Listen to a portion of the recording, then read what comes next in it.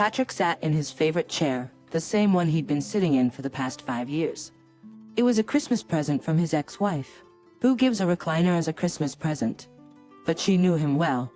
She knew him well enough to realize that this chair would be the perfect gift for him, even if it was a silly gift for someone else. It was so comfortable, like it had been made especially for him. The cup holders were perfect for holding whatever he was drinking. The Bluetooth speakers on either side of the headrest made him feel like he was bathing in sound. And many nights in a row he fell asleep on it with his feet up. This chair was the only thing he had left from his past life. His daughter lived with her in the house he was kicked out of, living with the dog he had bought her as a Christmas present. A dog that he mostly walked, bathed, and fed. All she did was cuddle him. He sighed, his first Christmas alone, just him and his chair. His cell phone rang.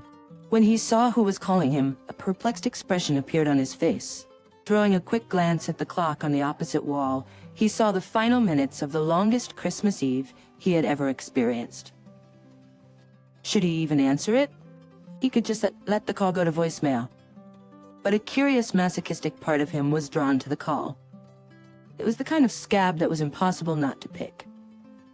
"Hi, Kendra," he said, picking up the phone. "Hi, Patty." She still had the same sadness in her voice that she'd always had lately when they talked. And yet, it was mixed with the sweetness he'd always known. For a moment, there was silence between them. But it was not empty. It was filled with 15 years of memories, both happy and sad. Patrick finally interrupted it with words. "I honestly didn't expect to hear from you this year." "Why not?" she asked quietly. "We promised to always be the first to wish each other Merry Christmas, no matter what. Do you remember?" He grinned at that. "Because keeping promises is your business, right?" "Patrick, you're right, my fault. Water under the bridge." They paused again, giving her a chance to accept his apology. This time she spoke first. "So do you have any plans for tomorrow?" "Not really, other than to give Jessie her present when you bring her over tomorrow, and have dinner at my parents' house." "What about you?" "Nothing really," she said, even though they both knew it was a lie. Patrick thought about leaving it unanswered, but he couldn't help himself. Those damn scabs. "So you're not doing anything about... what's his name?"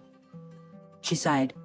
Hearing him mention her boyfriend, even though he didn't give his name, was like pouring a bucket of ice water on her. "You mean Sean?" she asked, completing his tactical throw at her. "Yes, Sean," he replied, but couldn't hide the bitterness in his voice. Just saying that asshole's name made him need a heartburn pill. Patrick couldn't help but relive the moment all over again. In fact, it was more than a moment. An entire hour had passed. A whole hour of reading those fucking texts and detailing her 2-year affair. Each one ripped more and more chunks out of his heart. By the end, all that was left was an empty hole in the middle of his chest. Kendra sighed sadly. "Well, if you must know, we're going to his parents' house when we drop Jessie off." How original, Patrick thought to himself. A tear rolled down Kendra's cheek. Patrick couldn't see it, of course, not from his side of the phone, though he probably wouldn't have noticed even if she had been standing right in front of him. He was too busy feeling his own confusion. Kendra pounced on him, saying, "I don't know why you're so angry." "You don't care either way. After all, you're the one who dumped me, remember?" Patrick couldn't help but laugh out loud.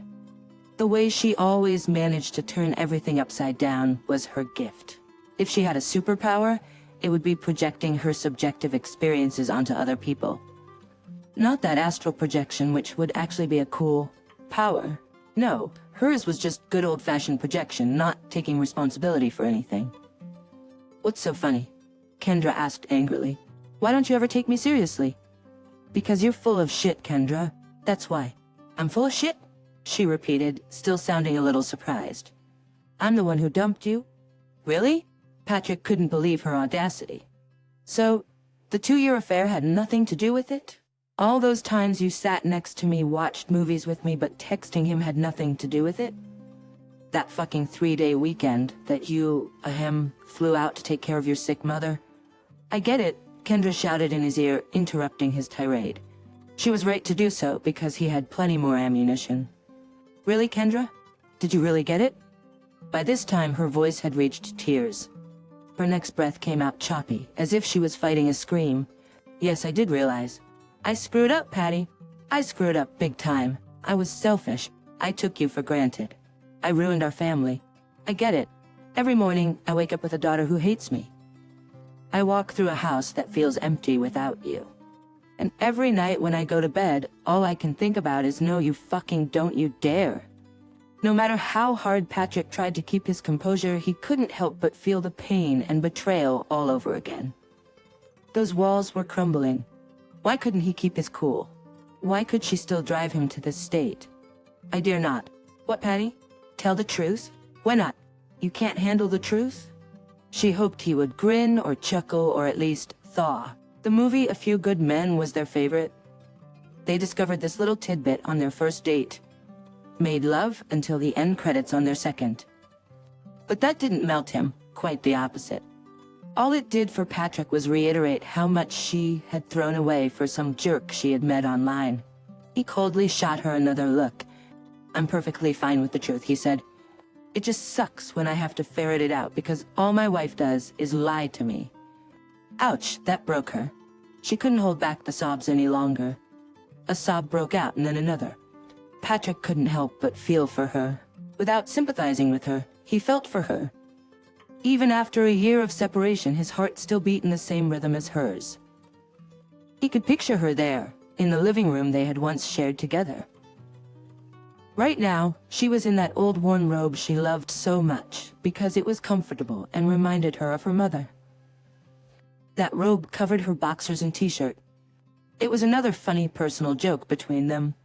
Whenever he had to go out of town for work, she wore his boxers to bed. It was his way of always keeping her safe. I bet when she spent that weekend with the asshole, she wasn't wearing his boxers.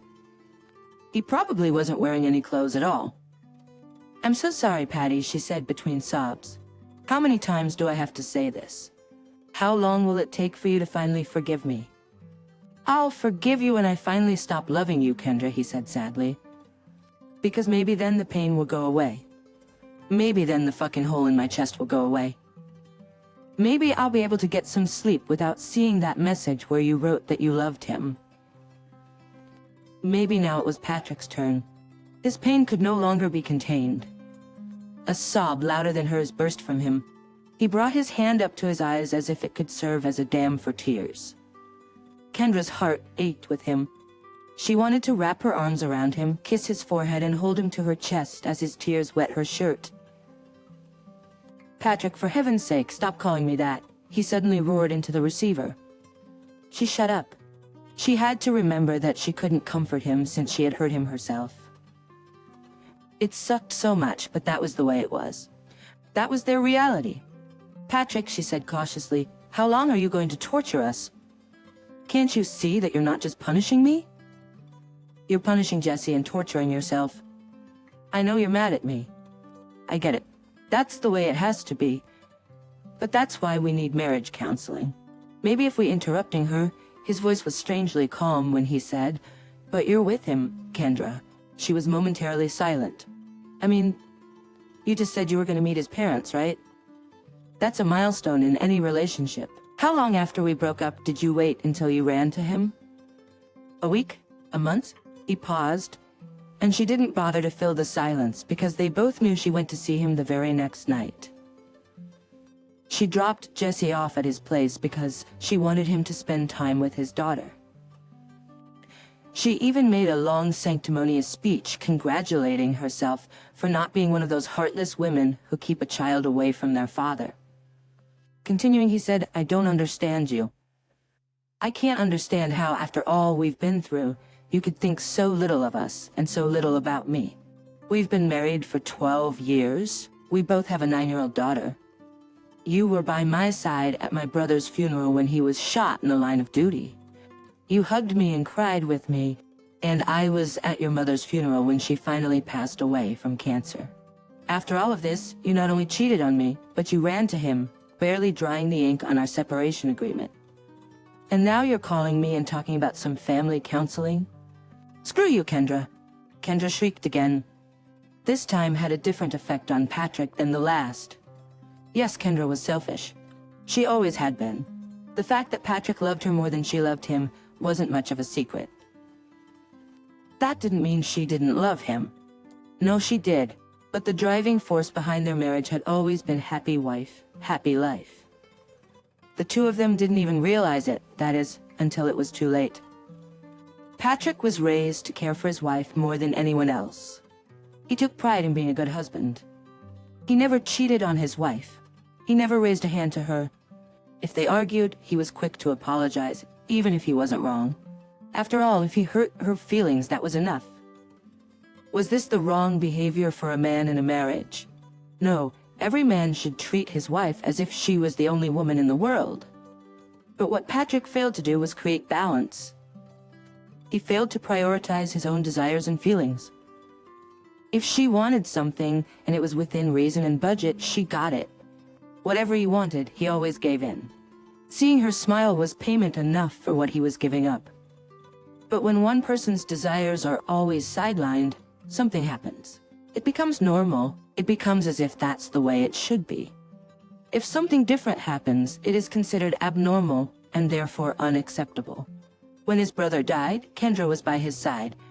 She was at the funeral, crying with him, and genuinely sympathizing with her husband. After all, that's what a good wife does.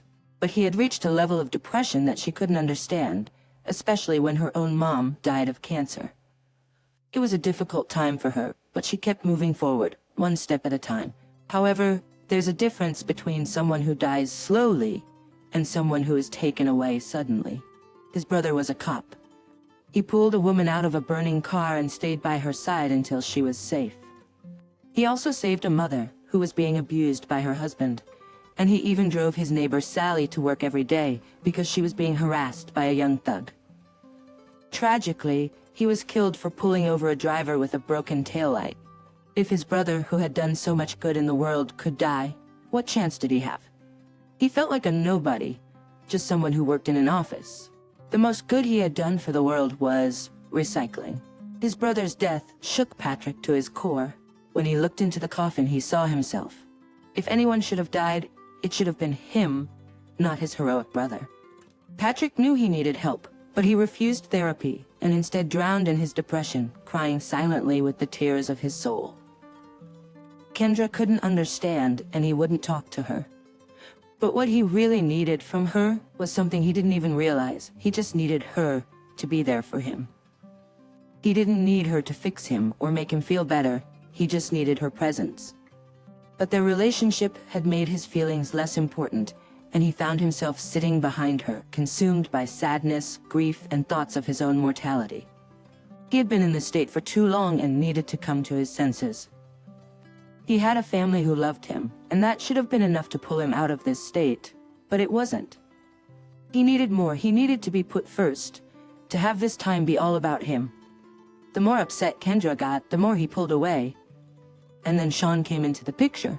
Kendra met him in a chat room, not a harmless one for exchanging recipes and DIY tips, but one where she sought validation of her attractiveness. And she found it. She had no intention of cheating, just a few flirty texts, and maybe a couple of pictures. "Wow, you're beautiful," he texted her. The picture she sent wasn't even that flattering, but he praised her like she was strutting down the runway in the latest issue of Victoria's Secret.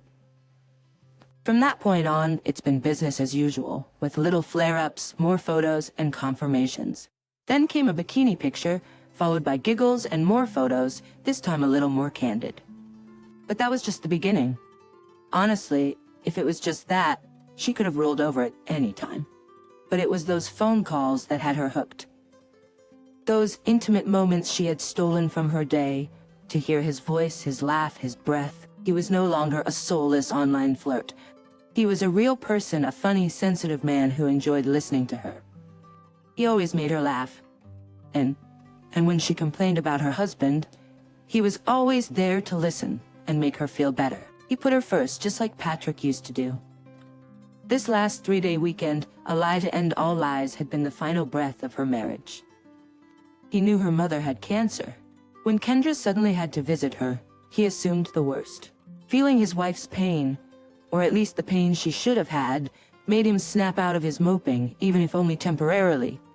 He felt that she needed him, so he tried at the last minute to buy 2 plane tickets to meet her there. He and Jessie were going to be there for her in her time of need, but she had told him not to. She was adamant about that. In fact, she said the strangest thing, namely, "This is something I need to do alone. Who wants to go through this alone? Who wouldn't want their spouse there with them, even if just for moral support?" But later, when her mom died, did she need him for that? That was the beginning of his suspicions. He began to pay more attention to her phone activity, noticing how it went everywhere with her, including the bathroom.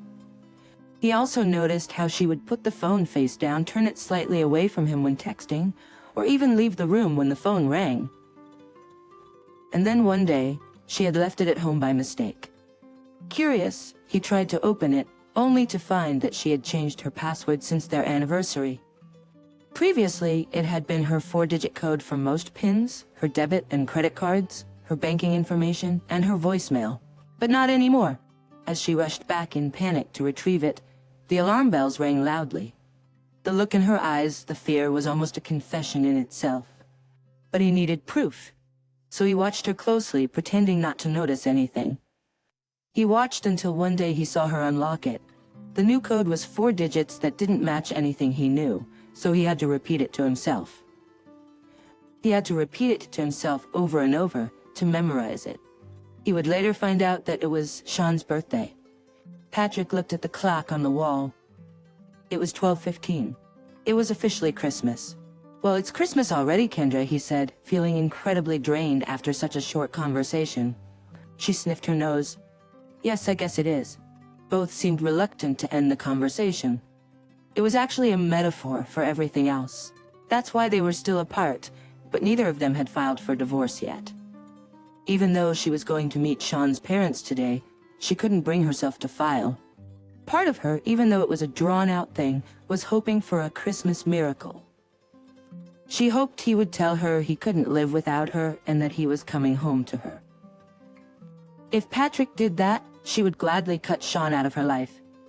Unfortunately, what she didn't realize was that it was that very train of thought that kept her from making a Christmas miracle happen.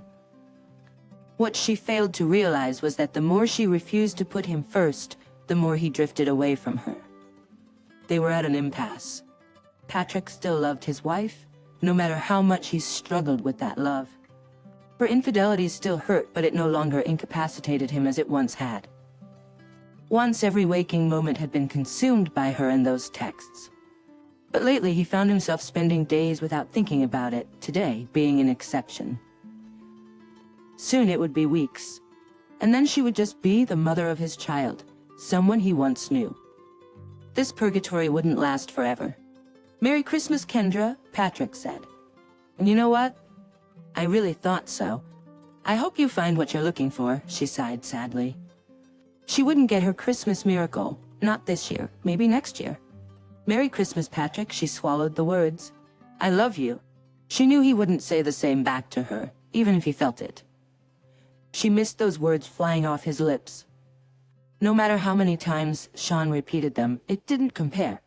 Patrick had been her first love, her best friend, her soulmate. This was truly her loss. The click of the call ending made Kendra break down again.